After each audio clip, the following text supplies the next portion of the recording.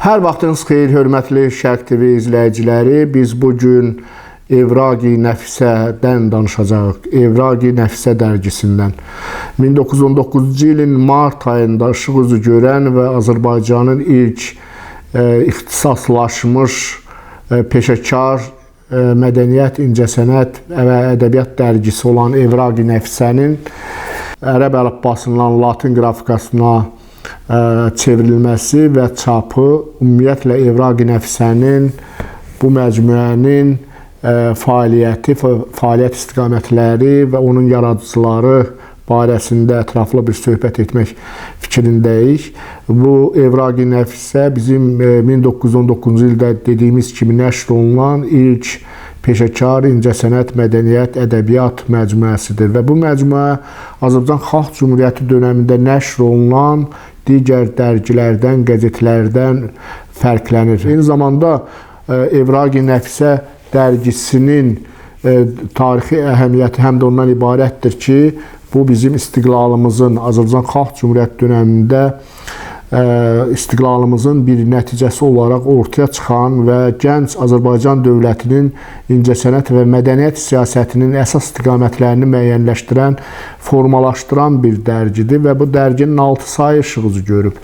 Əvvəlcə diqqət yönəldək ki, Evraqi Nəfisənin naşiri Zülfüqar bəy Hacıbəyli idi və Hacıbəyli qardaşlarının Azərbaycan xalqının formalaşmasında, onlar mədəniyyətinin tərəqqisində, yeni inkişaf meyillərinin yaranmasında çox böyük xidmətlər göstərmiş, böyük Azərbaycanlılar, böyük türkçülər Üzeyir bəy Hacıbəyli və Ceyhun bəy Hacıbəylinin böyük qardaşı Zülfüqar bəy Hacıbəylinin yaratdığı bir mətbuat orqanı idi və bu Evraqi Nəfisənin naşiri Zülfüqar bəy Hacıbəyli idi və Zülfüqar bəy Hacıbəyli deməli bu dərginin baş redaktorluğuna Azərbaycan mətbuat tarixində mühüm rollar oynayan və həm Çar dönəmində, Çar Rusiyası dönəmində, həm Azərbaycanın deməli Sovetlər dönəmində çox böyük təzyiqlərlə üzləşən müqtədir bizim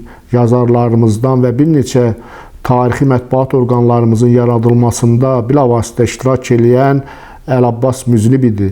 Məhz bu iki böyük şəxsiyyətin ərsəyə gətirdiyi Evraqi Nəfisənin əsas istiqamətləri bayaq dediyimiz kimi Azərbaycan mədəniyyətinin formalaşmasına və Azərbaycan Xalq Cümhuriyyəti hökumətinin mədəniyyət siyasətinin, milli teatr deməli tarixinin yeni inkişaf mərhələsində əsas istiqamətləri formalaşdıran və yön verən bir məcmuə hesab etmək olar.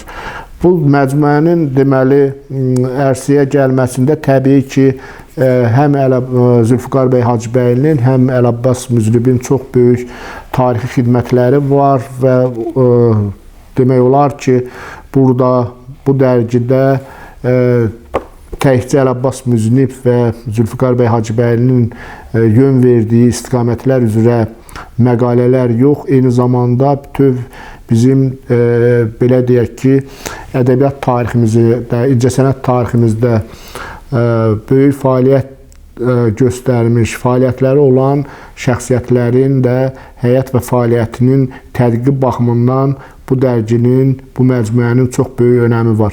Evraqi Nəfisə dərgisi 1919-cu ildə 6 sayı deməli nəşr olundu və bu nəşrin deməli bütövlükdə biz mündəricatına diqqət yönəltsək, burada çox maraqlı tədqiqatlarımız üçün mənbə rolunu oynayacaq faktlar var.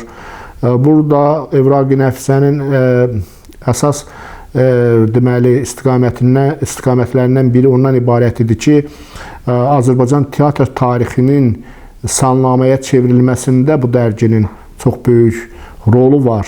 Belə ki, Azərbaycan milli teatr tarixinin əsasını qoyan və teatrlarımızın formalaşmasında, milli teatrların formalaşmasında iştirak edən sənətkarların, aktyorların bilavasitə sağlığında özlərinin verdiyi müsahibələr və özlərinin təqdim etdiyi tərcümeyi hallar bu məcmuədə əksini tapır. Məcmuanın ilk nömrəsi demək olar ki, Hüseyn Ərəblinskiyə həsr olunub. Demək olar ki, yox, ümumiyyətlə Hüseyn Ərəblinskiyə həsr olunubdur və Hüseyn Ərəblinski bilirsiniz ki, Azərbaycan teatrın formalaşmasında çox böyük xidmətlər göstərmiş və 1919-cu ildə deməli faciəli şəkildə qətlə yetirilmiş istedadlı bir gənc aktyor idi və Evraqi Nəfisənin ilk sayını da məhz Hüseyn Ərəblinin həyatı, fəaliyyəti, onun aktyor kimi göstərdiyi məharətli obrazlar və ümumiyyətlə Azərbaycan mədəniyyətinə, incəsənətinə verdiyi töhfələrdən bəhs edir və eyni zamanda deməli Hüseyn Ərəblinskinin dəfn mərasimi demək olar ki, Evraqi Nəfisənin ilk sayında əksini tapır və Hüseyn Ərəblinin ilk deməli tərcümeyi halı da dərginin ilk sayında dərc olunubdur və bizim teatr tarixi ilə maraqlanan insanlar, tədqiqatçılar üçün çox maraqlı bir mənbə rolunu oynaya bilər. Burada deməli bütövlükdə Hüseyn Ərəblinin həyatı, fəaliyyəti, onun dəfn mərasimi, Hüseyn Ərəblinin qətli ilə bağlı cəmiyyətdə, Azərbaycan xalqında, ümumiyyətlə Qafqaz və Rusiya türkləri, müsəlmanları içərisində yaratdığı üzüntü yəni burada öz əksini tapır və bu matəm nömrəsi demək olar ki, Hüseyn Ərəblinin həyatına, fəaliyyətinə həsr olunan ilk sayı və ilk sayda Zülfiqar bəy Hacıbəyli və naşir deməli Zülfiqar bəy Hacıbəyli və redaktor Əlabbas Müzünibin məqalələri dərc olunub və məqalələrin deməli əsas məzmunundan ibarətdir ki, Azərbaycan xalqının inkişafı onun mədəniyyətinə bağlıdır, incəsənətinin inkişafına bağlıdır və bu inkişaf, bu mədəniyyətin tərəqqisi üçün biz əlimizdən gələni etməliyik və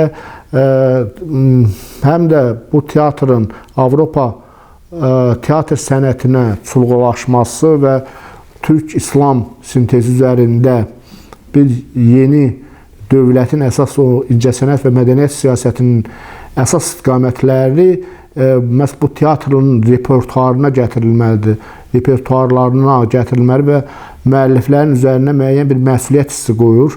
Yazarların üzərinə müəyyən bir deməli məsuliyyət hissi qoyulur ki, yəni onlar teatrlar üçün dəyərli əsərlər yazsınlar və bu teatrımızın inkişafı üçün mühüm amillərdən biri həmən deməli əsərlərdir.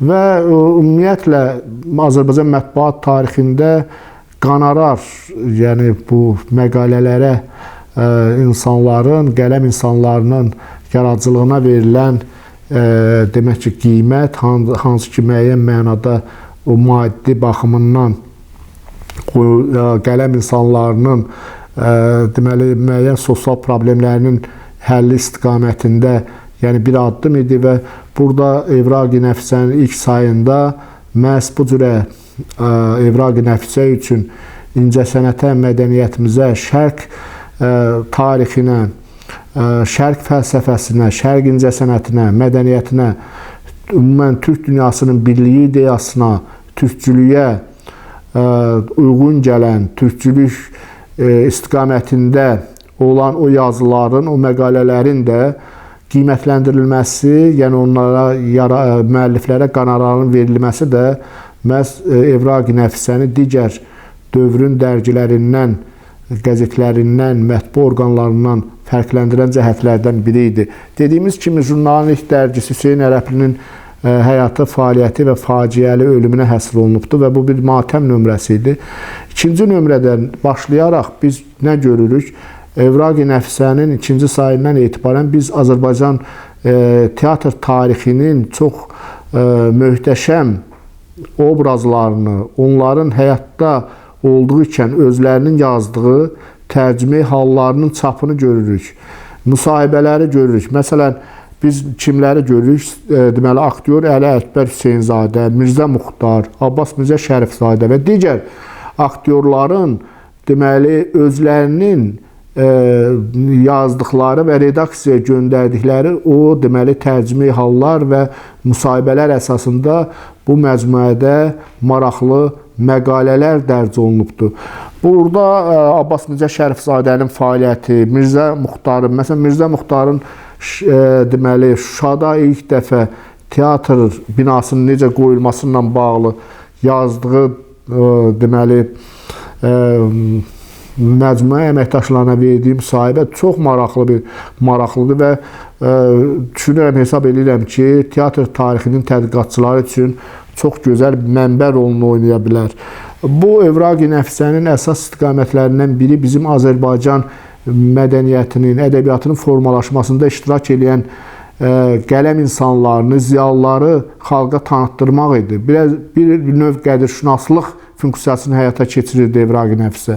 Məsələn, Mirzə Fətəli Axundov, Mirzə Pənah Vaqif, hətta gənc şairlərdən Əlağa Vahi kimi böyük mütəfəkkirlərin tərcümi halları, Haşim bəy Vəzirov kimi publisistlərin, qəzetçilərin bir növ deməli, həm həyatı, fəaliyyəti və onların Azərbaycan xalqının milli mədəniyyətinin formalaşmasında, ədəbiyyatının formalaşmasında maarifçi, bu insanların maarifçilik missiyası bir növ oxuculara çatdırılır və diqqətə gətirilir. Həm də bu məqalələrin bir çoxunda həmin ədiblərin orijinal fotoları dərc olunubdur. Mən bir şeyi biz burada qeyd eləməliyik ki, dövrün deməli incəsənət xadimlərindən bağlı verilən məqalələrdə də həmən aktyorların oynadıkları obrazlarda fotolar da bu məcmuənin müxtəlif saylarında əksini tapır. Məsələn, Hüseyn Ərəblinskinin müxtəlif teatrlarda oynadığı obrazlar, hansı ki, Türk tarixinin çox silinməz qəhrəmanlarının obrazlarını oynamışdı, onlarla bağlı şəkillər əksini tapır. Biz bayaq Evraqi Nəfsəni Azərbaycan Xalq Cümhuriyyəti dövrünün mətbuatı sırasında ən önəmli bir mövqe tutduğunu dedik. Bu nəyin nəticəsi idi? Bu, Azərbaycan Xalq Cümhuriyyətinin milli fikrə, milli ideyalara, milli teatrımızın formalaşmasına, mədəniyyətimizin inkişafına verilən önəmlə bağlı idi. Azərbaycan Xalq Cümhuriyyəti dönəmində məhz teatrlarımızın formalaşması, mədəniyyətimizin inkişafı ilə bağlı çox ciddi addımlar atılmışdı. Teatr səhnələri yenidən qurulurdu və yeni obrazlar deməli səhnələrə gətirilirdi, ədəbiyyata gətirilirdi və səhnələşdirilirdi.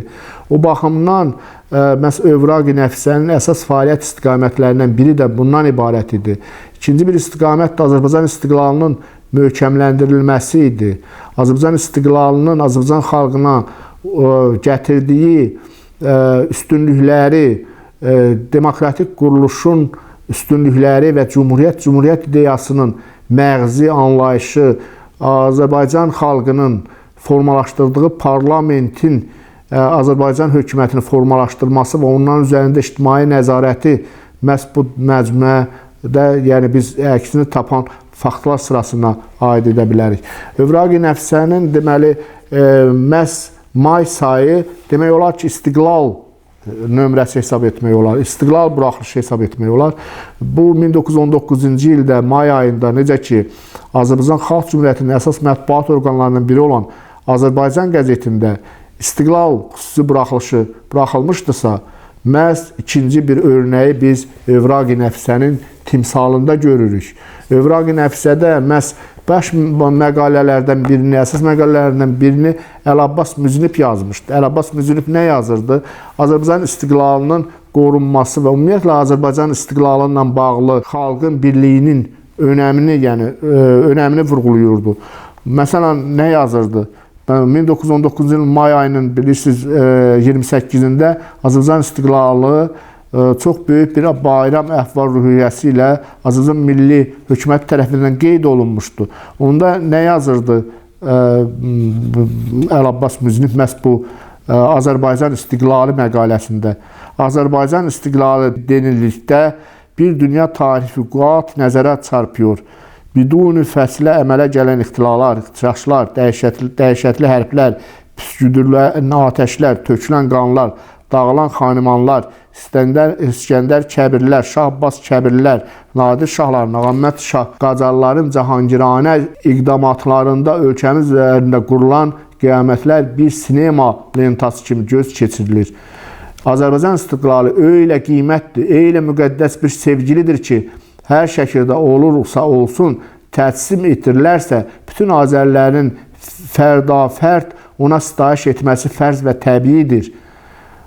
Azərbaycan istiqlalı daha bir xariqəyə malikdir ki, onu hər kəs nəzəri etibara alarsa, toxunulmayacaq bir Kəbəyi aliyə olduğuna təslim olar. Görürsünüz, yəni Azərbaycan istiqlalına verilən, yəni bu dəyər idi, qiymət idi və istiqlalın əvəzsiz bir nemət olduğunun burada, yəni bu məqalədə əksini tapırdı. Və orada nə yazırdı? Azərbaycan istiqlalı canımız, qanımız, imanımızdır. Qansız cisim, qansız bədən, imansız Məhəmməd ümməti yaşayamadığı kimi istiqlalsız Azərbaycan, Azərbaycansız Azərlər dəxi yaşayamaz. Ona biyanən qiymətli Azərbaycan istiqlalına kimsə toxunamaz, təərrüz əlini uzadamaz. Biləkəs bir əsr bundan əqdəm uğradığımız mütəcəssirin ikincisinə təsadüf edər isək, təbii şimdi də o vaxtki kimi şərəfli ölümü, şərəfsiz həyata tərcih edəriz. Ölərsək, istiqlalımızı məhv olarsak, namımızı yaşadarız. Bu nöqtəyə kamili imanımız vardı. Görürsünüz, Azərbaycan istiqlalına bağlı. Ümumiyyətlə, həmən dönəmdə, həmən deməli, Evraq-i Nəfsənin 1919-cu il may yəni sayı bütövlükdə Azərbaycan istiqlalına, Azərbaycan xalqına, istiqlalının Azərbaycan xalqının həyatında ki, böyük bir dönüşü və yeni bir həyatın, yeni bir idarəçiliyin, yeni insan obrazının, yeni bir mədəniyyətin, incəsənətin, yəni doğuşunun şartlarını, yəni şartları bu məqalələrdə oxumuşdur. Məsələn, Azərbaycan şeiri nə yazırdı? Azərbaycan çəlik qollar bağçası, Bakıxanlar güzdardı bu ölkə, Məhəmməd xan, Əhməd xanlar məskəni, Cavad xanlar məzardı bu ölkə. Turan irqi bu ölkədə boy atmış, igidliyin sancağını ucaltmış, dünyaları qeyrətlə donaltmış, qəhrəmanlar peykarıdır bu ölkə. Gör, yəni bu qədər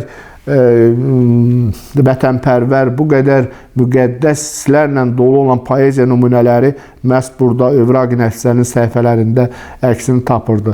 Məhz bilirsiniz ki, Azərbaycanın yenidən qurulması bizim ədiblərin qarşısında yeni tələblər qoyurdu. Ordu quruculuğu məsələsi təkcə bizim hərbiçilərin çiynində deyildi. Eyni zamanda Azərbaycan ziyalılarının çağırışları, ruhanilərin burada iştirakından Azərbaycan ordusu yenidən qurulurdu və ona görə ən böyük cəsur ordulardan biri məhz Azərbaycan Xalq Cümhuriyyəti dönəmində quruldu.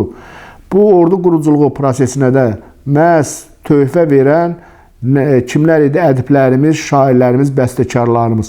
Məsələn, Zülfüqar bəy Hacıbəyli cənablarının, Zülfüqar bəy Hacıbəylinin Leyli Məcnun operasında sürəkli alqışlarla qarşılanan deməli bir milli mahnısı vardı. Məsələn, bu milli mahnı nə idi? Evraq-i Nəfsənin iyul sayında çıxıb, deməli, iyul sayında dərc olunur.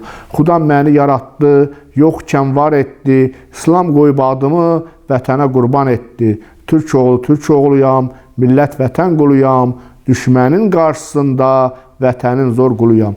Digər, yəni baxın, milli marşlar yəni çap eləyirdi. Milli marş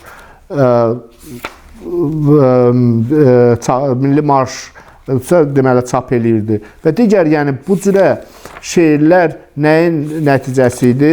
Azərbaycanda ordu quruculuğuna verilən o töhfələr. Məsələn, oğlu olmayan, evladı olmayan bir ananın dilindən Azərbaycan analarına bir şeir həsr olunmuşdu ki, və o şeirin də məğzi mahiyyəti bundan ibarət idi ki, kaş ki mənim də oğlum olardı, mən oğlumu deməli, candan ordu sıralarına göndərərdim.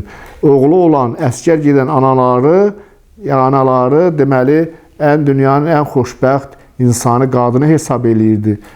Deməli, burada bu poeziya nümunələrində. Evraq-i Nəfsənin əsas istiqamətlərindən biri şərq mədəniyyəti, şərq incəsənəti ilə bağlı İslam mədəniyyəti və bu uzun illər formalaşmış bir mədəniyyətin Azərbaycan xalqının həyatına gətirdiyi töhfələr, ümumiyyətlə dünya bəşəriyyətə verdiyi töhfələrlə bağlı yazıların dərci idi. Burada həm İslam mədəniyyəti, həm şərqi bəzən qərb mədəniyyətindən arxa planda təsvir edənlərə, qiymətləndirilənlərə qarşı burada, yəni bu Evraq-i Nəfsənin deməli bir dırnaq arası mı deyək, ya bir sətraltı mı deyək, bir etirazı idi və şərqin böyük bir mədəniyyətə sahib olduğu, İslamın böyük bir mədəniyyət olduğu burada bu yazılarda təlqin olunurdu. Bu yazılarda əksini tapırdı. Digər bir istiqamət, Evraq-i Nəfsənin istiqaməti isə bundan ibarət idi ki, artıq Azərbaycan öz istiqlalını qovuşub və milli kimliyinə sahibdir. Bu milli kimliyi onun türk kimliyidir. Və ona görə də Azərbaycan ədəbiyyatını türk ədəbiyyatından eyni bir deməli sistem içərisində görürdü və Türkiyə ədəbiyyatının Azərbaycan ədəbiyyatına təsirləri, ümumiyyətlə türk şair və yazıçıların əsərlərinin Azərbaycanda tanınılması Evraq-i Nəfsənin əsas deməli ideya istiqamətlərindən biri idi. Məsələn, kimlər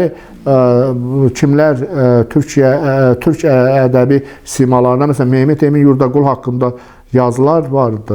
Mehmet Emin Yurdaqulun 15 Temmuz yəni şeiri burada dərc olunur və ümumiyyətlə deməli Tofiq Fikrətin, Xəccə Afətin, Ələvinin, digər türk şairlərinin şeirlərinə təkcə yer vermirdi, həm də o şeirlər, həmən müəlliflər haqqında bu məcmuədə məlumatlar əksini tapırdı. Demək olar ki, Evraq-i Nəfsə dərgisi uzun bizim deməli 3 aylıq bir layihəmiz çərçivəsində, hansı bir layihə Azərbaycan Türk Ocağı İctimai Birliyinin bir layihəsi idi.